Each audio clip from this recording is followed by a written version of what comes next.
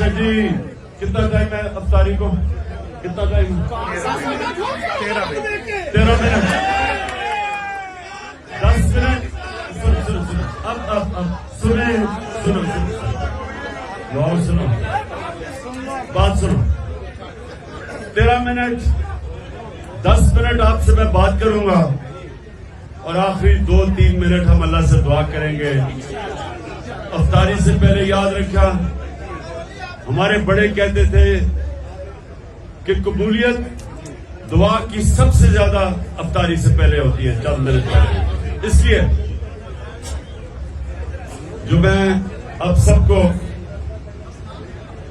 سارے میرے نوجوان ہیں یہاں میرے کارکن ہیں آپ کے لیے بڑا ضروری سمجھنا ہے کہ یہ ہم جدوجہد کیوں کر رہے ہیں. سب سے پہلے یہ سمجھ جائیں کہ یہ پالیٹکس نہیں ہو رہی. یہ آپ اپنی حقیقی آزادی کی جدوجہد کر رہے ہیں جہاد کر رہے ہیں. آزادی کے لیے جب ایک انسان جدوجہد کرتا ہے اس کو جہاد کہتے ہیں. جو اپنا جس طرح ذل شاہ جب وہ اپنی جان کھوتا ہے تو اس کو شہید کہتے ہیں. اور شہید کا درجہ قرآن میں ہم جب نماز پڑھتے ہیں سورت فاتحہ میں ہم کہتے ہیں کہ اللہ ان کے راستے پہ لگا جن کو تو نے نعمتیں بخشی. تو سب سے زیادہ نعمتیں تو اپنے پیغمبروں کو اللہ نے بخشی.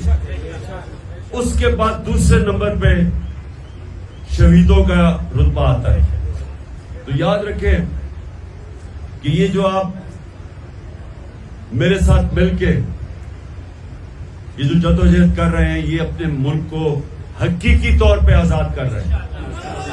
ایک ابھی نہیں میں ٹائم کم ہے نا میں اس لیے کہہ رہا ہوں جیسے میں ختم کروں گا اس کے بعد بشک نعرے مارنا لیکن پہلے میری بات آپ بڑے غور سے سنیں.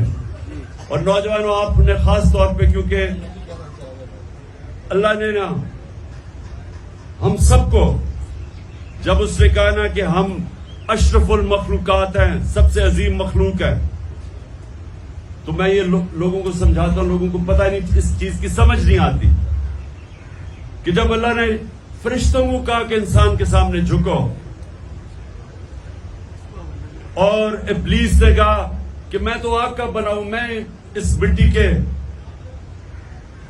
انسان کے سامنے کیوں جھکوں.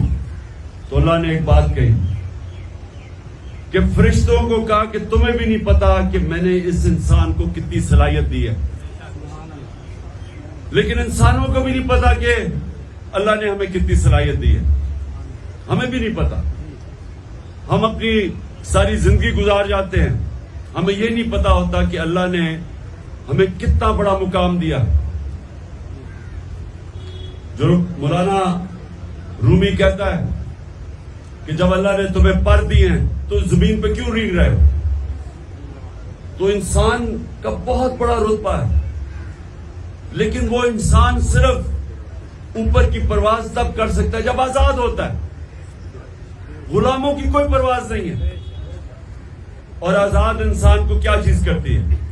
بچہ میں اب اپنے کارکنوں سے نوجوانوں سے آپ کا ٹیسٹ کر رہا ہوں کہ کیا چیز انسان کو پرواز اوپر کرتی ہے. وہ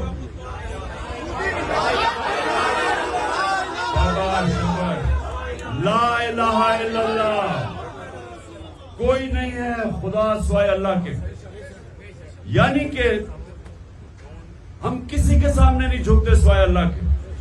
یہ انسان اپنی آزادی کا دعویٰ کرتا ہے کہ میں آزاد ہوں اور آزاد کی پرواز ہے اوپر.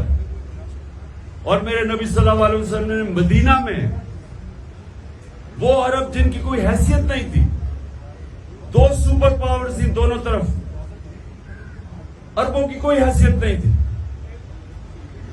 انہوں نے چند سالوں میں انہی عربوں نے دنیا کی امامت کی ورلڈ لیڈرز بن گئے. لا الہ الا اللہ کا میرے نبی نے ان کو دل میں مطلب سمجھا دیا آزاد کر دیا. ہم جو جنگ لڑ رہے ہیں ہم حقیقی آزادی کی جنگ لڑ رہے ہیں کیونکہ ہم آزاد نہیں ہیں. ہر جگہ لوگ غلامی میں جکڑے ہوئے ہیں. थाना कचहरी पटवारी देहातों में चले जाए, वो बेचारे उनमें ही उलझे हुए लोग। यूरोप में क्यों नहीं है? वहां क्यों नहीं थाना कचहरा पटवारी? क्योंकि इंसाफ है। जिस माशरे में इंसाफ नहीं होता लोग गुलाम होते हैं। जिस माशरे में इंसाफ नहीं होता जुल्म होता है, ताकतवर की गुलामी करता है इंसान। मकबूजा कश्मीर में क्या हो रहा है? पकड़ पकड़ के घरों में उठा लेते हैं, रात के 3 बजे जाके उनको पकड़ लेते हैं, कोई किसी केस में भी जेल में डाल देते हैं। वो अगर मुजाहरा करते हैं तो उनके ऊपर गोलियां चलाते हैं, टीयर गैस करते हैं। तो क्या हमारे बाहर ये नहीं हुआ? हमारा भी उन्होंने हमें इस तरह कहा कि हम भी गुलाम हैं किसी के। हमारे घरों को भी तोड़े गए, दरवाजे घरों के अंदर गए, 3-3 बजे घुसे, दरवाजे तोड़े।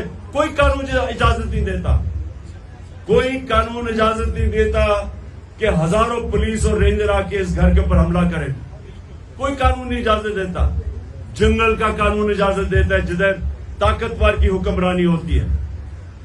जो हम लड़ रहे हैं, हम कानून की हुक्मरानी के लिए लड़ रहे हैं, जिसको इंसाफ कहते हैं।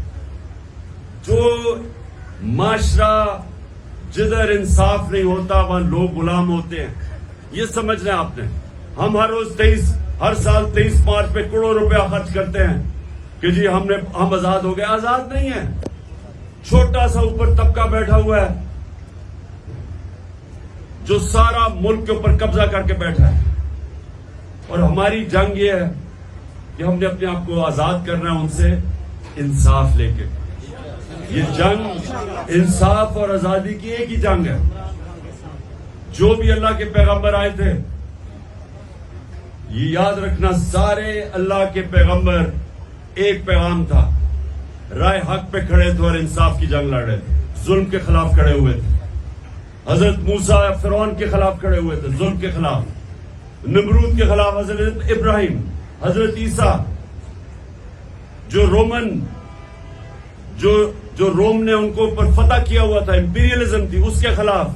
और जो यहूदी जिनकी एलीट थी, उसके खिलाफ हजरत ईसा खड़े हुए थे, आम इंसानों के लिए। और हमारे नबी सल्लल्लाहु अलैहि वसल्लम, मक्का के कुरैश उनके जुल्म के सामने खड़े हुए थे, क्योंकि वो उनको आजादी राय नहीं दे रहे थे, उनको बोलने की आजादी नहीं दे रहे थे। हिजरत की उन्होंने, मदीना गए जिधर आजादी से अपना दीन, अल्लाह का नाम ले सकते थे। तो वो भी आज, हम भी, ये जो ऊपर चोर बैठे हुए हैं और ये जो उनके सहूलतकार हैं, हम उनसे आजादी के लिए खड़े हैं। हम चाहते हैं कि हमारे मुल्क में इंसाफ हो। और आप सबको सारे जब यहां से वापस जाए, एक तो पैम्फलेट्स देंगे सारों को हकीकी आजादी की। आपने तैयारी रखना है, मैंने आपको कॉल दूंगा और फिर सारे पाकिस्तान में हमने बाहर निकलना है पुरअमन तरीके से, पुरअमन तरीके से जो हमारा आइन हमें इजाजत देता है, पुरअमन तरीके से। लेकिन सारे पाकिस्तान में हम बाहर निकलेंगे अपनी आजादी की तहरीक के लिए।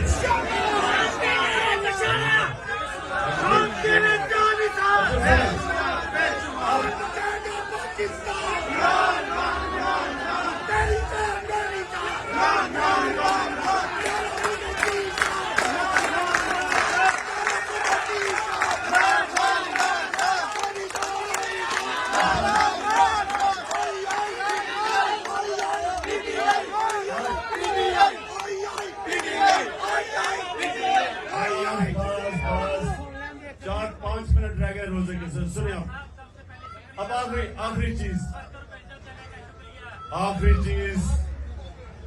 सुने जरा।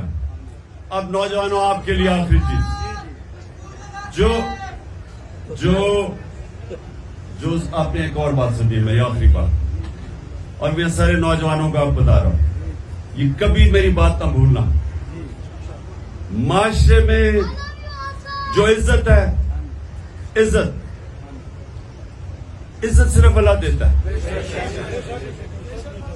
कोई जितना मर्जी तुम पैसा कमा लो, जितना मर्जी दौलत कमा लो, लेकिन जरदारी और नवाज शरीफ को इज्जत नहीं मिल सकती।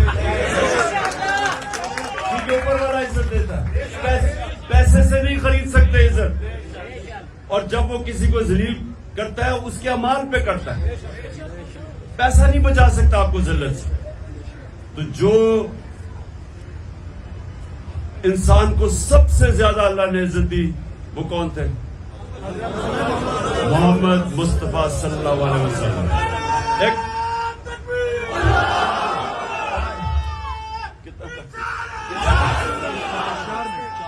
اچھا جی 4 منٹ 2 منٹ. اچھا 2 منٹ رہ گئے. سنیں ذرا.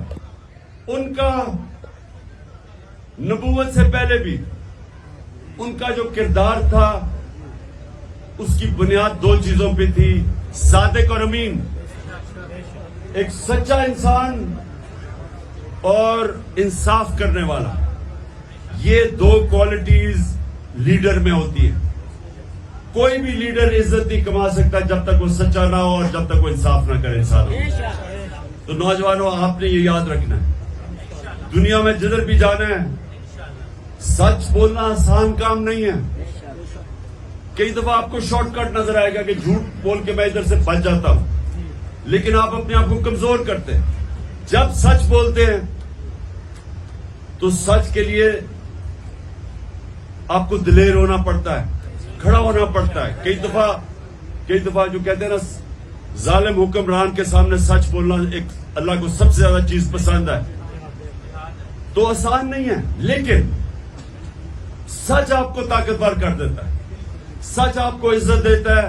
اور سب سے بڑی بات کہ جب آپ سچ بولتے ہیں تو جو الحق ہے وہ آپ کے ساتھ کھڑا ہو جاتا ہے. تو